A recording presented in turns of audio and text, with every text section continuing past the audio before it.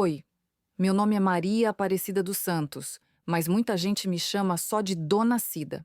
Se você está ouvindo essa história agora, eu peço com todo respeito e carinho que se inscreva aqui no canal. Não é por vaidade, não. É porque cada curtida, cada comentário, cada nova inscrição ajuda a espalhar vozes como a minha. Vozes de mulheres simples, honestas, que por muito tempo foram tratadas como invisíveis. Eu fui empregada doméstica por mais de 30 anos numa casa de gente rica. E bastou uma pulseira sumir para me chamarem de ladra. Mas minha história não termina no silêncio. E ela não é só minha. É de tantas Cidas por aí. Se você acredita na justiça, na dignidade e na força da verdade, fica comigo até o fim. E compartilha. Porque enquanto a gente contar nossas histórias, ninguém apaga a nossa existência. Agora senta com calma, respira fundo e escuta a minha história. Meu nome é Dona Maria Aparecida, mas na casa dos Amaral sempre fui só a Cida. Nada de dona nem senhora, só a Cida. Como se eu fosse parte da mobília, igual aquelas cadeiras caras que ninguém usa, mas que ficam ali no canto dando charme. Entrei naquela mansão com 29 anos, quando minha filha, a Tainá, ainda usava fralda. O patrão, seu Armando, me disse na entrevista: "Não gostamos de troca-troca de empregada. Queremos alguém para ficar por anos." E eu fiquei. Fiquei 31 anos. Lavando, passando, cozinhando, criando os filhos deles como se fossem meus. Mas parece que no mundo deles, uma vida inteira de serviço não vale mais que uma desconfiança. Desde o começo, entendi meu lugar. Enquanto eles tomavam vinho de nome francês, eu tomava café preto na área de serviço. Quando tinha festa, eu era invisível, até alguém deixar um copo sujo na beirada. Aí, como mágica, eu aparecia. Não reclamo de ter servido. O trabalho me deu sustento. Paguei a escola da Tainá, botei comida no prato. Mas sempre existiu um muro invisível entre nós e eles. E eu, por mais fiel, mais honesta, mais pontual que fosse, nunca fui realmente gente naquela casa. Vi os meninos crescerem. Enxuguei lágrima, troquei fralda, fui em reunião de escola quando a madame não podia. Hoje, o Pedro, o mais novo, já tem 27. Formado, rico, cheiroso, e quando passa por mim diz oi, sem olhar nos olhos. A menina, Isabela, foi para a Europa estudar. Me mandou um cartão postal uma vez. Jogaram fora com o resto do lixo da cozinha. Mas eu ficava. Porque pobre aprende a engolir. A gente acha que se for boa, honesta e discreta, o mundo respeita. Acredita nisso por sobrevivência. Só que o mundo da gente não vale o mesmo que o deles. Naquele dia, aquele dia maldito, a madame chegou agitada. Dizia que tinha sumido uma pulseira de diamantes. Disse que era uma herança da avó italiana dela, da família nobre, não sei o quê.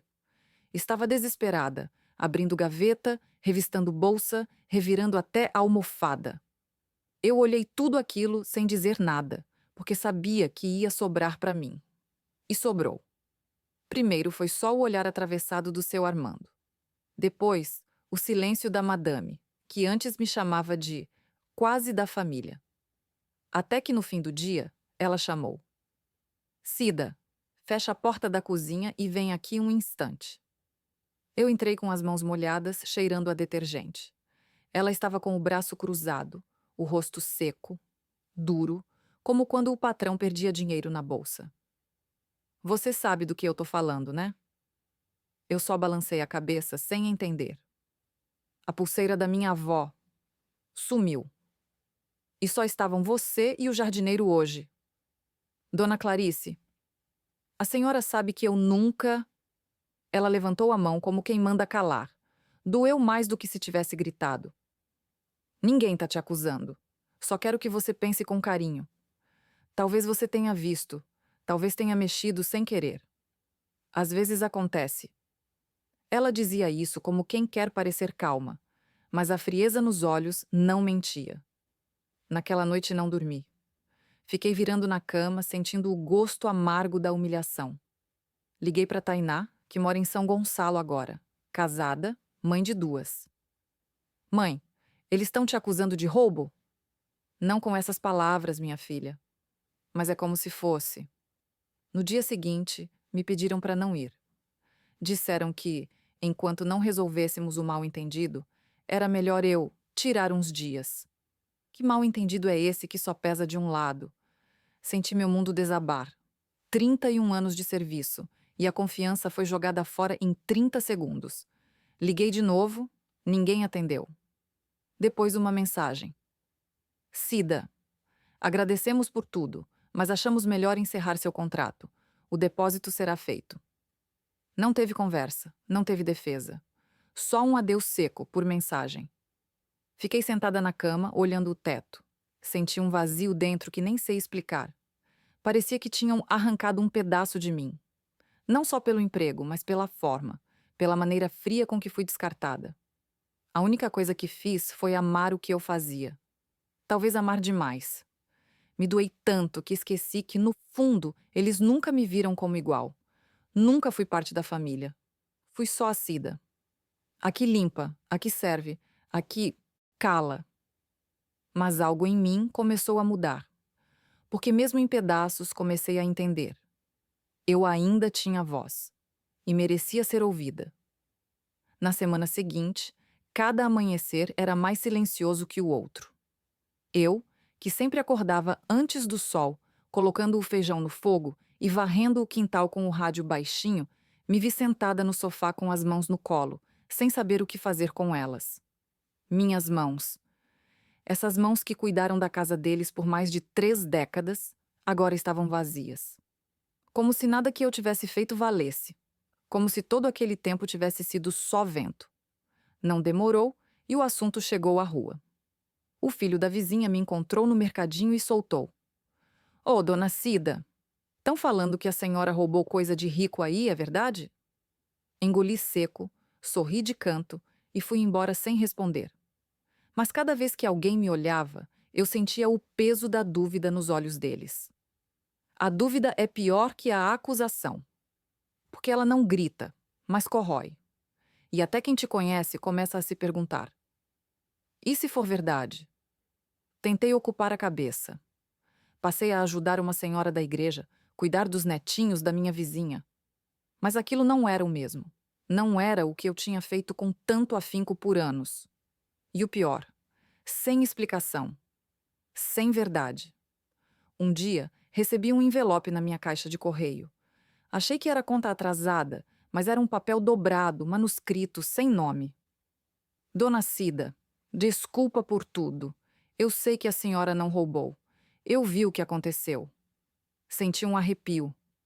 O papel não dizia quem escreveu só isso, mas aquelas palavras acenderam uma faísca. Alguém sabia da verdade. Alguém tinha visto. E se essa pessoa tinha consciência, talvez tivesse coragem de falar. Fui até a casa dos Amaral no sábado seguinte. Estava vestida simples, mas limpa, como sempre fui. Toquei a campainha. A nova empregada atendeu. Era nova, devia ter uns 25. Me olhou com pena. Me chamou de tia. Seu Armando apareceu na porta, já incomodado. A senhora não devia estar aqui, Cida. Eu só quero conversar, seu Armando. 30 anos não valem uma palavra? Ele hesitou. Estava mais velho, cansado. Mas o orgulho ainda falava alto. A polícia não foi chamada. Então a senhora devia agradecer e seguir sua vida. Agradecer? Eu quase ri. Agradecer por não ser arrastada como criminosa? Por ser descartada sem prova? Um de vocês sabe a verdade. E se não tiverem coragem de dizer, eu vou descobrir sozinha. Virei as costas e fui embora com o peito em chamas. Não de raiva, mas de dor e determinação.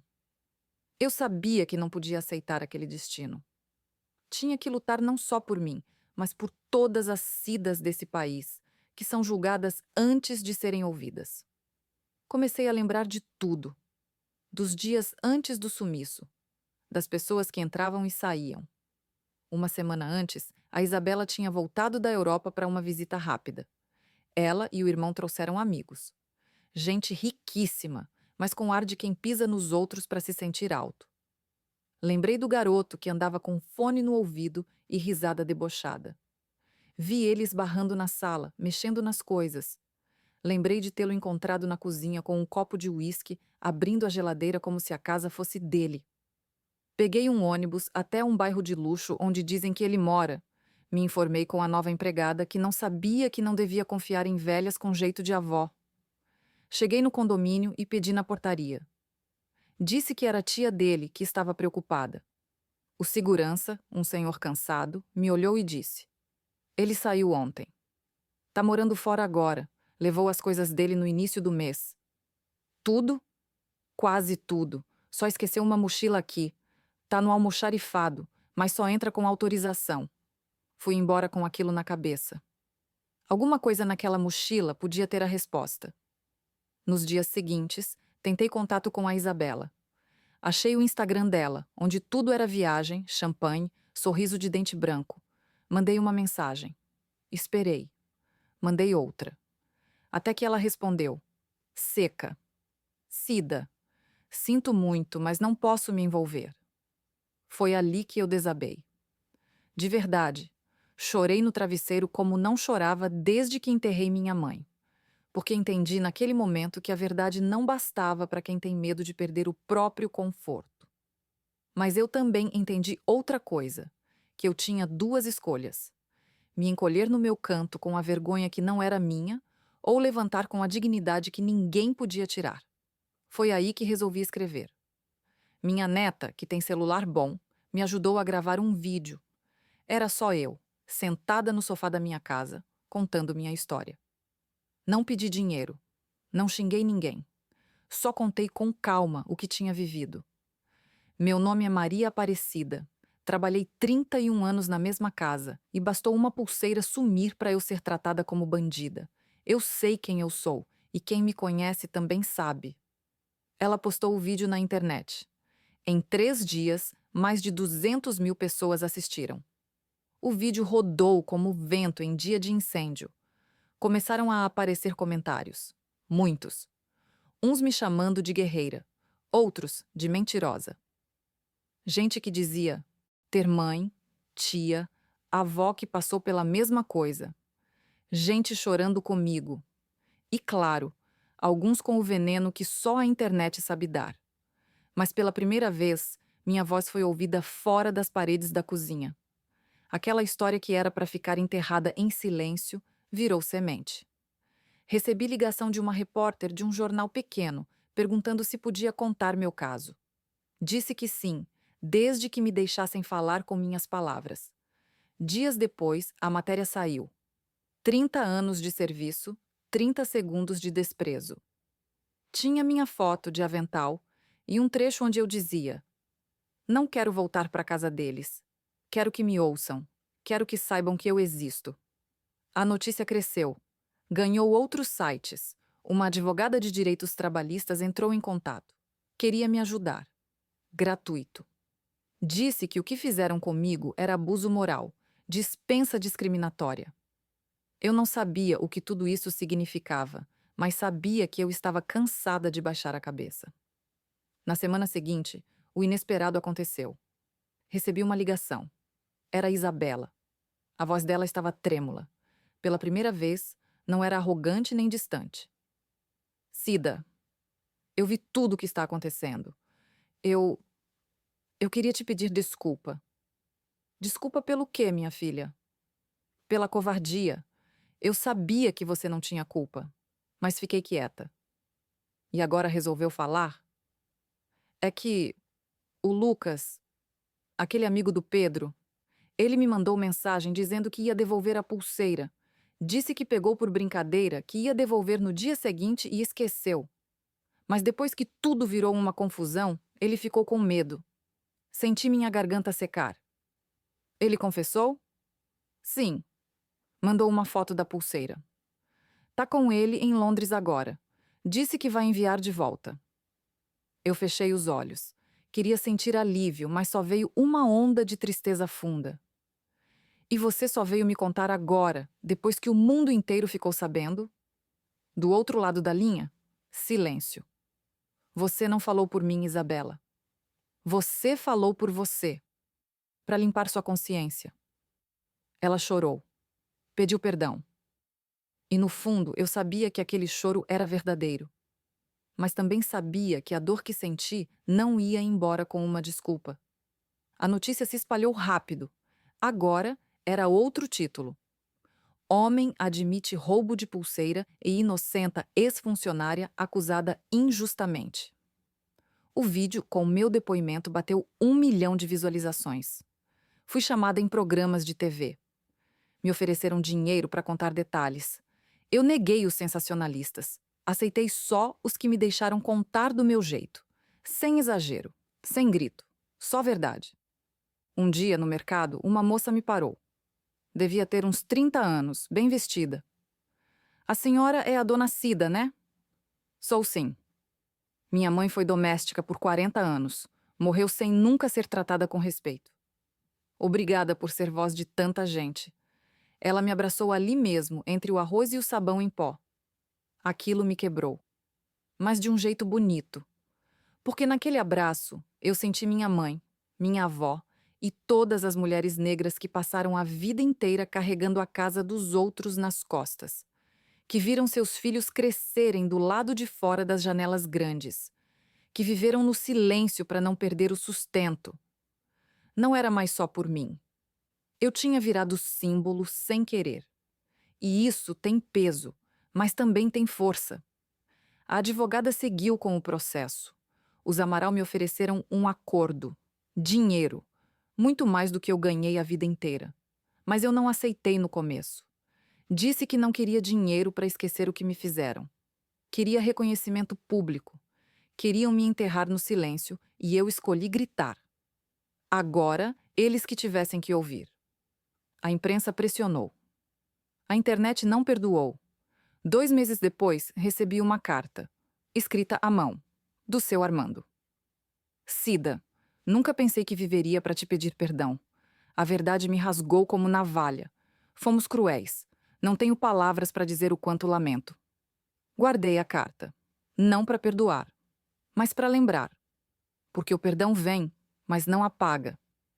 No fim daquele mês, recebi o valor acordado. Não era só um acerto de contas. Era um pedaço do que me foi tirado em dignidade. E não, o dinheiro não cura. Mas me deu algo que ninguém nunca tinha me dado. Escolha. Escolha de parar, descansar, ou recomeçar do meu jeito. Depois da carta do seu Armando, não nos falamos mais. Nem precisava. Ele disse o que tinha que dizer, e eu também. O dinheiro chegou dias depois. Era uma quantia alta, muito mais do que recebi em 3 décadas de trabalho. Tarde demais, mas não inútil. E diferente deles, eu sabia o valor de cada centavo. A primeira coisa que fiz foi chamar minha filha, Tainá, e minha neta, Rebeca. Sentamos as 3 na mesa da cozinha. A mesma mesa onde já choramos por conta atrasada, falta de gás, medo de demissão. Dessa vez, a conversa era outra. Filha, esse dinheiro veio com dor, mas agora ele vai servir para coisa boa. Comprei uma casa pequena, térrea, com quintal. Simples, mas minha. Sem patrão, sem crachá, sem ordem. Fiz questão de colocar uma placa no portão com meu nome completo. Maria Aparecida dos Santos, mulher, negra, honesta. Porque por muito tempo, minha identidade foi engolida pelos outros. Agora não mais. Mas o que me deu mais alegria foi o projeto que comecei com a ajuda da advogada e da minha neta. Um espaço comunitário de apoio para empregadas domésticas. Alugamos uma sala num bairro humilde, reformamos com carinho, pintamos as paredes de amarelo e rosa. Demos o nome de Casa Cida. Lá, oferecemos orientação jurídica, rodas de conversa e oficinas de autoestima e direitos trabalhistas. Tudo gratuito. Financiado com parte do dinheiro da indenização. Porque o que me aconteceu ainda acontece em todo dia, com milhares de outras mulheres. Algumas chegam com medo, outras com raiva, a maioria com a cabeça baixa. Aqui ninguém abaixa a cabeça, minha filha. Aqui a gente levanta junto. É o que eu sempre digo na porta, com meu avental florido e a chaleira no fogo. As histórias que ouço na Casa Cida são de cortar a alma. Mulher que foi mandada embora grávida. Mulher que trabalhou 10 anos sem carteira assinada. Mulher que dormia em colchão no chão enquanto o cachorro da casa tinha cama. Mas também tem histórias de luta, de superação. Uma delas, a Marinalva, hoje dá aula de Direito do Trabalho. Era diarista quando chegou aqui. Hoje defende outras como ela no tribunal. E sabe o que é mais bonito? Ver que essas mulheres não queriam caridade. Queriam respeito. Queriam escuta. Queriam espaço. Às vezes, me perguntam se eu me arrependo de ter gravado aquele vídeo. Nunca. Se eu tivesse ficado calada, teria morrido com a dor entalada no peito. Mas por que falei?